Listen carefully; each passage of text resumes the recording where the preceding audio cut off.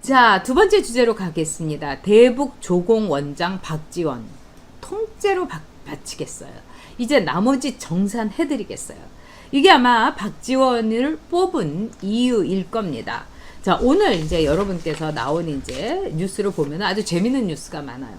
어저께 이제 박지원이의 청문회가 오후에는 이제 비공개로 열리고 이랬는데, 박지원이가 여기서 이른바 이면 합의서에 대해서 완전히 태도를 바꿨습니다. 처음에 이면 합의서를 주호영 원내대표가 이렇게 흔드니까 기억이 없다, 저거는 위조된 거다, 이렇게 얘기했다는 겁니다. 그러다가 오후 들어가지고 또 이걸 봐라, 네 글씨 똑같고 이거 뭐 송호경이 이거 빼박 아니냐 그랬더니, 그때 뭐 아시아 개발은행하고 얘기해서 경제 지원을 해준다는 얘기는 구두로 한 적이 있는데 이거는 내가 모르겠다, 뭐 이러면서 이 발뺌을 했다는 겁니다. 근데 중요한 거는 뭐냐, 박지원이가 그랬어요. 만약에 저게 위조가 아니고 진짜라면은 내가 사퇴하겠다, 이렇게 얘기한 거예요. 근데 이 주호영 원내대표가 밝힌 바에 따르면은 그 이른바 30억 불의 합의서, 이거는 예전에 그 당시에 2000년 당시에 아주 고위 공직자였던 사람이 카피를 떠가지고 이걸 가지고 박지원이의 죄를 물어달라. 이분도 제가 보니까 나라를 위해서 자신의 안위를 담보하고서 용감하게 찾아오신 것 같습니다. 그리고 그 안에 내부 문건을 보면 달러라고 적혀 있는 거라든가 박지원의 이 사인, 이거 완전히 빼박입니다. 그래서 이거는 진짜 요즘 시대에, 그리고 원본하고 카피가 무슨 여러분 그 의미가 있습니까? 의미 없습니다. 이 디지털 시대에 있어서는 즉 카피도 원본하고 똑같이 취급되는 시대인 겁니다. 그렇지 않습니까? 우리가 클라우딩을 해가지고 클라우드 컴퓨팅을 해가지고 다 내려받고 원본하고 카피가 이 상관이 없는 게 바로 이 디지털 시대의 특징이에요. 그렇다면은 여기에 대해서 원본 내놔라 박지원이가 이런 거는 무식한 일입니다. 그래서 박지원이가 이건 사인한 게 분명하고, 이렇기 때문에 박지원이는 여러분 사퇴를 해야 됩니다. 지 입으로 사퇴한다고 하지 않았습니까? 그리고 여기 이 문건에서 정말 중요한 거는 뭐냐, 자, 노무현 때 현대 말하자면은 이 대북 송금에 대해서 특검을 했어요. 그래서 아주 DJ가 진노를 했죠. 내가 노무현이 저 자식을 내가 천동 벌거성이 같은 놈을 대통령을 만들어줬는데 대급 송금에 대해서 이 조사를 한다고, 이렇게 된 거예요. 그런데 노무현은 그런 점에 있어서는 대북 송금이 불법이라는 점을 법률가로서 냉정하게 인지했던 것이 아닌가 싶습니다. 그래서 이 대북 송금 수사는요, 결론이 두 가지로 났습니다. 즉 현대 말하자면은 정몽원이 주체가 돼가지고, 현대그룹이 주체가 돼갖고 대북 송금을 했다, 5억 원을. 그 다음에 두 번째 5억 달러를. 두 번째, 이 당시에 김대중 정권은 즉 이 관계에서 정몽원이가 돈을 만들고 돈을 보내고 뭐 이러는 거, 이런 거를 도와줬을 뿐이다. 즉 돈을 이제 은행에서 빌리고 막 이러지 않았습니까? 그거를 도와줬을 뿐이다. 그러므로 주는 정몽원, 부는 김대중, 이렇게 결론을 낸 겁니다. 그래서 이제 김대중은 빠져나왔고요. 그리고 그 당시에 박지원이가 돈 심부름 했던 박지원이가 즉 3년 징역을 살았어요. 그래가지고 뭐 눈도 뭐 가리고 휠체어 타고 온갖 쇼른쇼른 했는데, 지금 80이 넘은 노인네가 저렇게 짱짱하지 않습니까? 지금 78이라고 그러는데 박지원이는요, 숨 쉬는 것부터 다 거짓말이에요. 박지원이의 진짜 나이는 81 아니면 82입니다, 여러분. 그것도 속인 거예요. 자, 그런데 오늘 여기에서 이렇게 나온 얘기를 보면은 이 대북 송금 특검에 대해서 다시 해야 되는 겁니다. 특검을. 왜? 주체가 그러면 김대중 정권이었다는 게 그 이면 합의서에 나와 있는 거예요. 즉 송호경이라는 북한 쪽에 무슨 아시아 태평양 뭐 어쩌고 저쩌고 하는 그 자하고 그 당시에 문화체육부 장관인 즉 박지원하고 1대1로 사인을 한 거예요. 그러면은 박지원이는 김대중 정부의 정권의 문체부 장관이고 김대중 정부의 대표고, 얘는 김정일의 말하자면 정권의 대표였던, 즉 남북 대표의 자격을 둘이 갖고 있는 거예요. 여기에 정몽원이하고 현대 그룹이 어디에 있습니까? 이거는 뭘 뜻하냐면은 정몽원이는 정말 억울하게 멱살 잡혀갖고 너 대북 네가 해, 네 아버지도 소몰고 갔잖아, 이래가지고 정몽원이를 대북 블랙홀에 빠뜨려 버린 겁니다. 그래서 마지막에는 스스로 극단적인 선택까지 하게 만든 거고요. 자, 그렇다면은 이 특검을 다시 해야 되고 박지원이는 물러나야 되는 겁니다. 자, 여러분들께서도 참 하반기 화팅님께서 82세 와우 정정하네요. 좋은 건 다 먹는다고 하지 않습니까? 돈도 엄청나게 많고요. 네, 로즈모스님 국정원장 개나 소나 하면은 취진생들한테 넘기는 게 낫지. 옳은 말씀입니다. 아, 미자님 오랜만입니다. 반갑습니다. 네, 필리아오님 저들은 100년 지난 말도 들쑤시면서 50년 된 걸 왜 따지냐고. 저도 그게 기가 막혔습니다. 네, 우리 레이니데이 멤버님 그러고 보니 정몽원도 자살 당했네요. 정몽원은 자살 당한 게 정말 맞습니다. 정몽원은요. 그리고 저는요, 제가 정몽원 그 회장을요, 그 며칠 전인가 봤어요. 봤는데 정말 그 멀쩡하게, 제가 이제 개인적으로 본 건 아니고, 제가 그 당시에 무슨 누구를 만날 일이 있어서 호텔을 갔었어요. 호텔에 무슨 바 같은 데인데 제 옆에서 누구하고 막 열심히 얘기를 하더라고요. 근데 왜 분위기가 보면 자살을 뭐 이틀 내지 사흘 앞둔 사람의 분위기가 아니었어요. 그래서 저는 정몽원 회장이 자살했다는 게 지금도 이상합니다.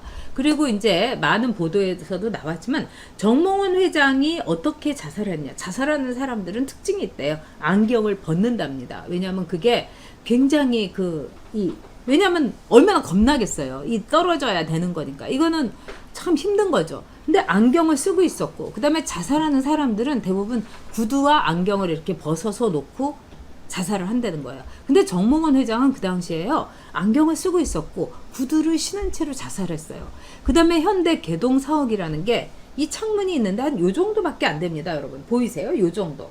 그러니까 저 같은 사람도 간신히 우겨갖고, 근데 정몽원 회장이 마르긴 하지만 키가 제법 있기 때문에 사실 그렇게 이왕이면은 이렇게 창문 있는 데서 이렇게 뛰어내릴 게 아니라 저 위에 뭐 꼭대기에 가갖고 확 뛰어내리거나 뭐 그래야 되지 않습니까? 근데 그 좁은 창문을 이렇게 통과했다는 거, 누가 이렇게 그냥 죽여가지고 이렇게 우겨놓은 게 아닌가, 이런 그 의심은 굉장히 합리적인 의심이다, 이런 얘기가 있어요. 네. 자, 우리, 아유, 감사합니다.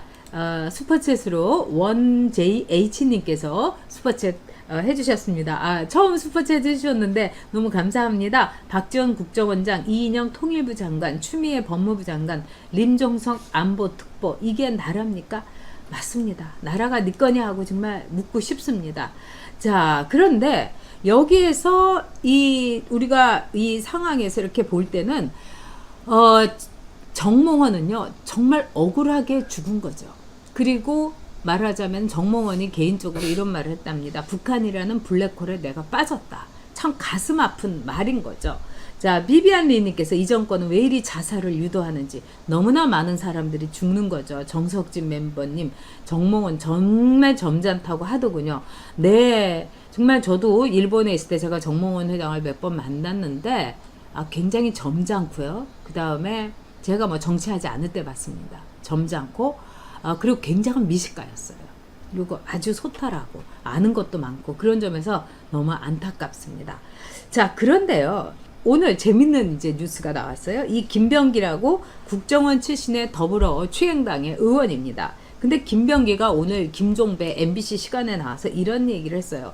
어저께 분명히 박지원이는 그 이면 합의서에 내가 사실은 이제 이 사인을 한 것 같긴 하다. 그리고 그거는 경제적인 합의였다. 뭐 이런 거였다. 뭐 이러면서 이제 막 그냥 나중에 몰리니까 둘러댄 거 아니겠습니까? 근데 이제 이거를 김병기가 말하자면은 일종의 사고 처리반 자격으로 이제 MBC에 나왔어요. 그러면서 뭐라고 하냐면 그 사인은 위조다. 그러니까 박지원이가 공개된 오전 회의에서 얘기한, 청문회에서 얘기한 걸 그대로 얘기를 하는 겁니다. 그리고 대북 송금 합의, 이건 가짜다. 그리고 송금에 대해서는 북하고 논의한 적이 없다. 그리고 뭐 학력 위조에 대해서는 그 시대를 생각하면 결격 사유가 아니다 이랬어요. 그러면 친일에 대해서는 그 친일은 그 시대를 생각하면은 친일 얘기할 수 없는 거 아닙니까? 근데 이렇게 김병기가 얘기했는데 이거는 사실은 뭐 약발이 안 먹히는 거죠. 약발 떨어진 거죠. 왜? 이 박지원이가 지 입으로 이 경제 합의는 한 것 같다. 이렇게 얘기한 거 아니겠습니까? 그래서 지금 현재 청문 보고서가 채택되지 못하고 회의가 불발됐어요. 근데 오늘 아침에 아주 여러분 흥미진진한 방송이 하나 있었어요. 이게 누구냐면 김홍걸이에요. 김홍걸이. 뭐 저는 인간으로서 취급도 안 하는데 이게 어쨌든 배지를 다룬 더불어추행당의 의원이고 DJ의 아들이에요. 근데 김홍걸이가 방송에 나와가지고 이렇게 얘기를 한 거예요. 박지원이를 국정원장으로 하는 거는 이거는 사실은 옳지 않은 거. 그 다음에 그다게 유용한 게 아니다. 이렇게 얘기한 거예요. 그 이유를 뭐라고 하냐. 박지원이가 상대했던 김정일이 통치했을 때 이른바 박지원과 상대를 했던 인물들은 다 죽거나 아니면 다 은퇴를 했다. 그리고 김정은 때 나오는 사람들은 박지원을 모른다. 박지원이 안 먹힌다. 이렇게 얘기한 거예요. 이거 굉장히 의미심장한 겁니다. 즉 말하자면은 아니 박지원이 같은 데를 뭘 써. 그리고 다 그 박지원이 상대했던 사람은 하긴 뭐 그것도 맞아요. 북한은 이 평균 수명 굉장히 낮습니다. 그래서 북한 통계를 믿을 수 없지만 한 60에서 65세가 평균 수명이다. 이렇게 보고 있어요. 뭐 굶고 뭐 약품도 없고 그러니까 일찍 죽는 거죠. 그러니까 그때 박지원이랑 상대했던 사람은 다 죽어버렸고요. 근데 박지원이는 이 훌륭한 대한민국에서 좋은 거 먹고 온갖 진짜 약 같은 거 먹고 이래가지고 80 노인인데 저렇게 짱짱하게 나이 속여가면서 나는 그래도 78세 이러고 나오는 건데 김홍걸이 얘기가 이거는 맞아요. 그러면서 두 번째는 뭐라고 했냐. 그럼 박지원이가 국정원장으로서 제대로 일하는 거에 대해서 확신이 안 서냐. 적임자가 아니냐. 박지원이가 적임자가 아니냐. 이렇게 MC가 물어봤어요. 그랬더니 글쎄요. 이렇게 얘기를 한 겁니다. 그러니까 MC가 그러면은 박지원이가 국정원장으로서 적임자가 아니라는 생각에 유보하겠느냐. 적임자라는 걸 유보하겠느냐. 그러니까 적임자라는 걸 너 아니라고 하겠냐고. 이러니까 뭐라고 하냐면 그렇다고 얘기를 한 거예요. 그러니까 이건 뭐 복잡하게 얘기할 것 없이 박지원이 같은 애가 적임자가 국정원장으로서는 돼서는 안 된다. 그 다음에 박지원이가 상대할 애들은 다 죽어버렸다. 저 세상으로 갔다. 그러니까 박지원이라는 사람 자체를 국정원장으로 하는 건 맞지가 않다. 이렇게 얘기한 거예요. 그러면서 뭐라고 했느냐. 과연 미국이 박지원을 믿겠느냐. 지금 굉장히 중요한 거는 미국의 태도인데 미국은 박지원이를 굉장히 의심스러운 눈으로 볼 거다. 미국의 메신저로서 국정원장이 박지원이라면은 되자마자 서훈이 그랬죠. 남북 정상회담을 자기가 성사시키겠다고. 아니 국정원장이 무슨 남북 정상회담 성사원입니까? 이런 서훈보다도 이 박지원에 대해서 더 미국이 웃기게 생각을 할 거다. 더 의심스러운 눈으로 볼 거다. 이건 홍거리가 맞다고 저는 생각을 합니다. 그리고 미국의 FBI라든가 CIA에서는 아마 박지원이가 미국에서 한 행각에 대해서 이만한 파일을 갖고 있을 겁니다.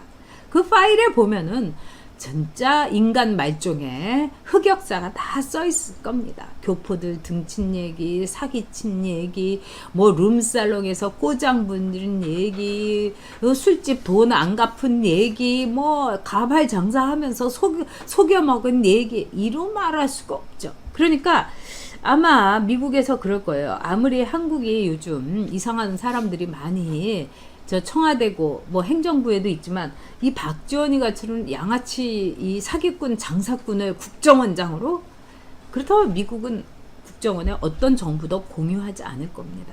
그러면 남북 정상회담 이거는 끝난 거예요. 그리고 트럼프가 아무리 그래도 이 박지원이 같은 사람하고 뭐 우리 미국이 이렇게 거래할 거 아니다.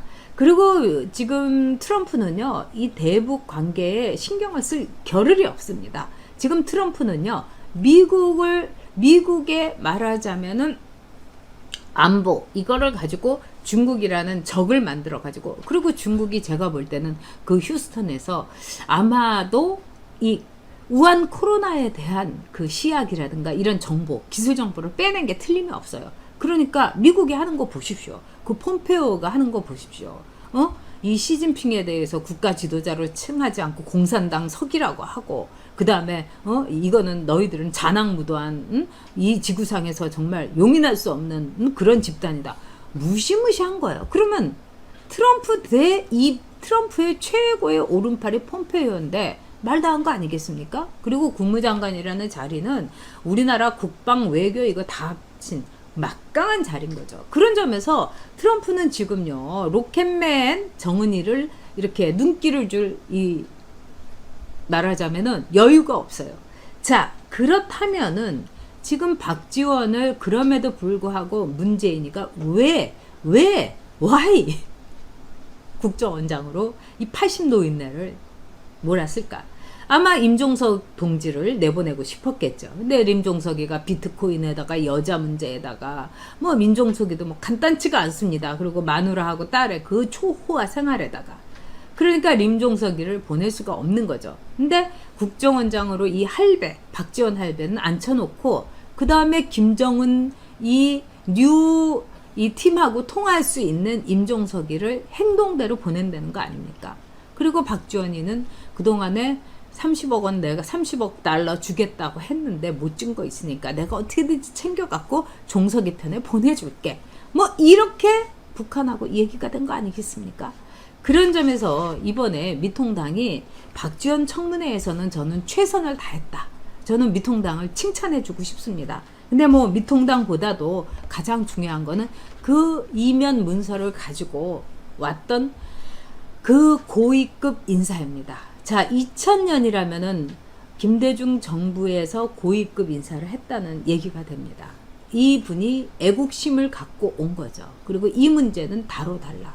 이거는 정말 핵폭탄급이다 이렇게 생각을 합니다. 그러니까 이 미통당에서 여기에 대해서 끝까지 물고 늘어져 갖고 박지원을 정말 낙마시켜야 됩니다. 그리고 뭐 박지원이가 지 입으로 이게 사실이면은 나 물러난다고 하지 않았습니까? 그러니까 박지원이가 이제까지 한국 사회와 뉴욕 교민 사회와 그 다음에 탤런트 최정민 씨와 그 다음에 돌아가신 부인과 이 모든 사람들에게 큰 상처를 안긴 거예요. 그러니까 한 인간으로 돌아가고 사죄하는 뜻에서 스스로 사퇴하는 게 답이다. 저는 이렇게 생각합니다.